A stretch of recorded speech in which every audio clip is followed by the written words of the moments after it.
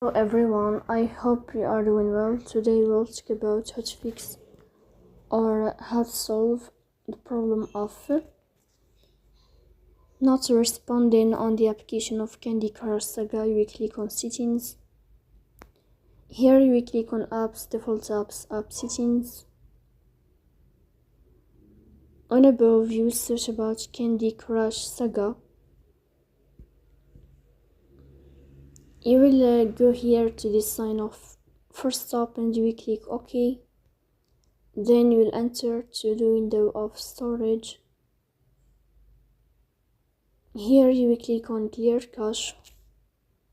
In the end you will turn off your phone and you will wait a moment to restart your phone again to fix that problem. So please don't forget to support us by like and subscribe. See you next time and thank you for your watching and your attention.